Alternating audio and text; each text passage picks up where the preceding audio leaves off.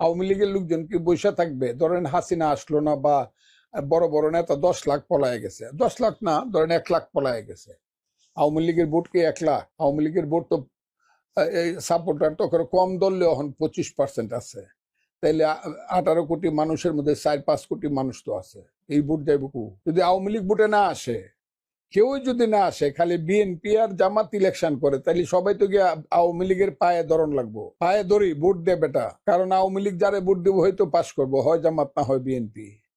কারণ আওয়ামী লীগ 25 থেকে 30% ভোট আছে। এমনও এলাকা আছে, 37টা এলাকা আছে যেখানে আওয়ামী লীগ এমনি পাশ করবো, আওয়ামী লীগ না, মুক্তিযুদ্ধের পক্ষে 37টা সিট আছে, এমনি পাশ করবো। যারা হিসাব করে না করে না, কথাটা বুঝছেন না? আমরা তো সকালে উঠে পানি ভাত দিয়া আর কাঁচা লঙ্কা দিয়ে আর পেঁয়াজ দিয়ে ভাত খাইতো, কাজে আমরা বুঝি কিছু যে দেশে ভোটটা কি হবে। 37টা সিট আছে যেখানে কোনো মার্কা মোর্কা লাগবো না, খালি চৌকের ইশারা দিলেই পাশ হয়ে যাবো একটা পার্টি। চৌকের ইশারা দিব খালি, বুঝছেন আপনি কথাটা? ওই রেজিস্ট্রেশন দিব না, মুখ করবো না, এইগুলা